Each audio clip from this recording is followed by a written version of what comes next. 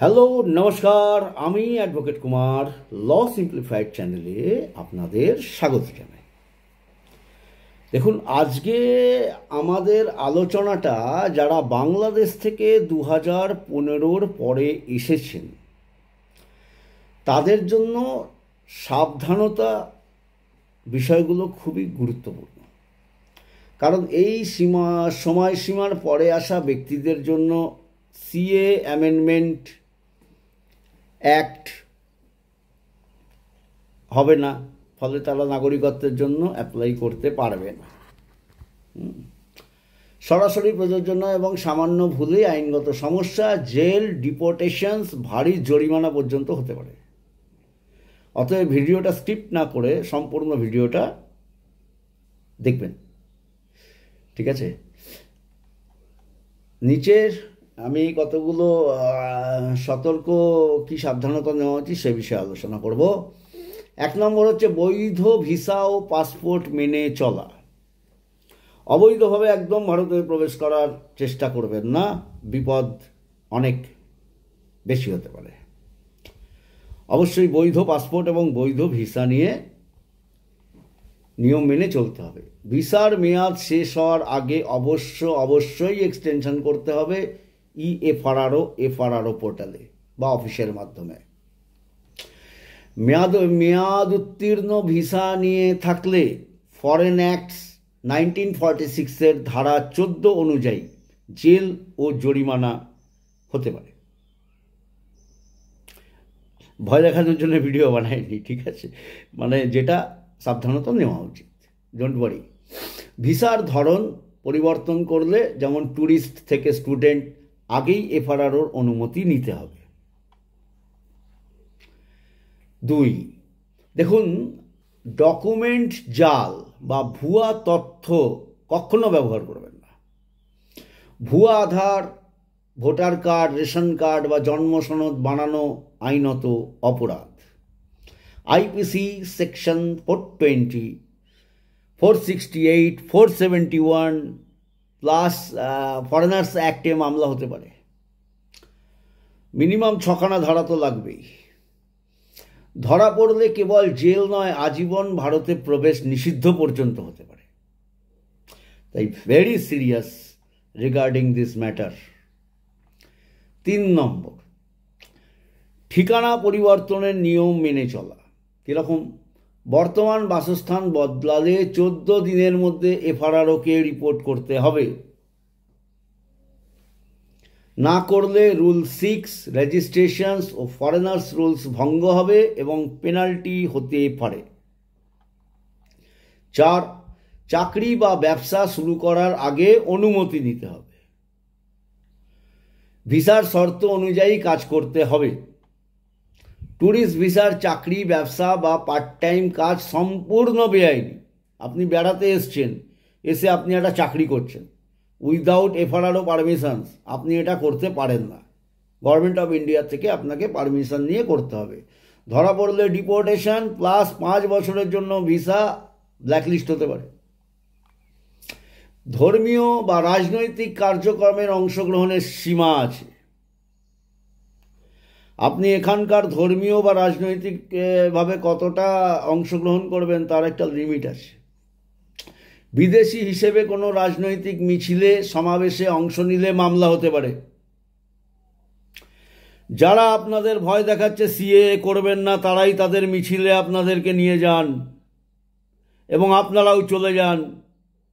যদি ধরা পড়েন তাহলে 2-1টা ধারা এক্সট্রা আরও অ্যাড হবে। অতএব বাংলাদেশ থেকে এসেছেন, নাগরিকত্ব নেই, বিভিন্ন দলের মিছিলে যাওয়া বন্ধ করুন ইমিডিয়েট। ধর্মীয় প্রচার, মিশনারি কাজ করার আগে ভিসা, মিশনারি ভিসা লাগবে। এসেই কাজ করতে শুরু করলেন, লোককে বোঝাতে শুরু করে দিলেন, ওসব চলবে না। এগুলো অনেকেই জানে না, তাই আজকে আমার এই ভিডিও। পুলিশ বা গোয়েন্দা সংস্থার নজরে না পড়া, সীমান্ত এলাকায় বর্ডার এরিয়া ভ্রমণ বা থাকা হলে পারমিট লাগতে পারে। সন্দেহজনক এলাকায় অবস্থান করলে ইন্টেলিজেন্স রিপোর্টে নাম উঠতে পারে। আপনি সন্দেহজনক এরিয়াতে এসে থাকছেন, যেটা আগে থেকেই সন্দেহজনক এরিয়া। অতএব খুব দেখে শুনে বাসস্থান নির্বাচন করবেন। সন্তানদের স্কুলে ভর্তি ও নথি সতর্কতা। স্কুল ভর্তি করার সময় জন্ম সনদে জন্মস্থান মিথ্যা দেখানো বিপজ্জনক। শুরুতেই বাচ্চাটার ভবিষ্যৎ অন্ধকার করে দেবেন না।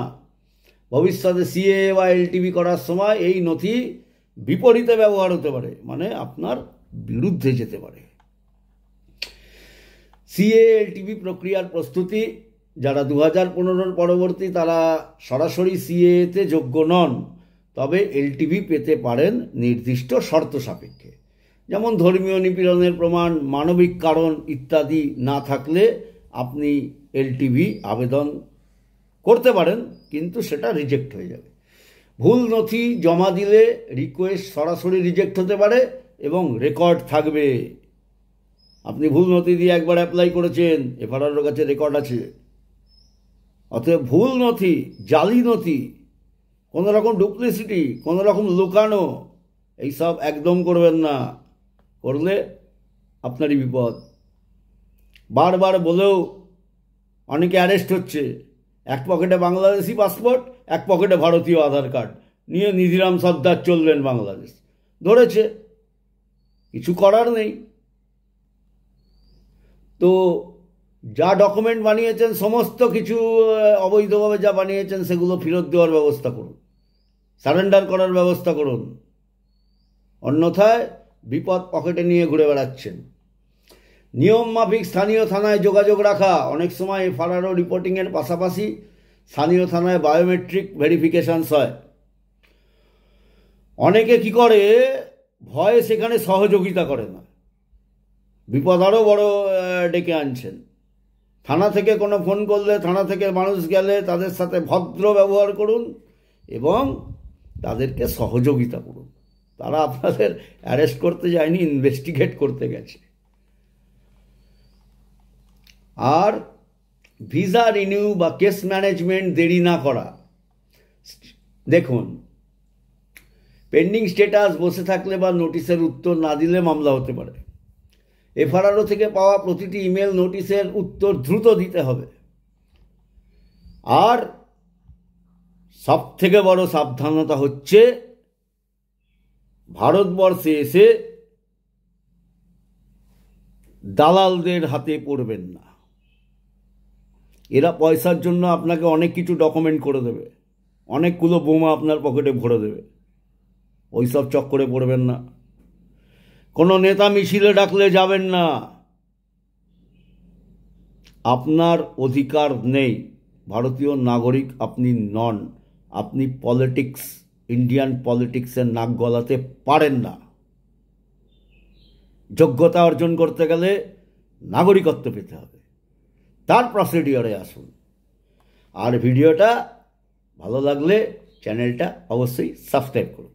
তাহলে আজকের ভিডিও দেখুন, বেশি বড় ভিডিও বানাই না, তো মাঝে মধ্যে একটু বড় হয়ে যায়, ক্ষমা করবেন। তো দেখা হবে আগামী ভিডিওতে। জয় হিন্দ, জয় শ্রীরাম, নমস্কার। ভালো থাকবেন, সুস্থ থাকবেন, সতর্ক থাকবেন।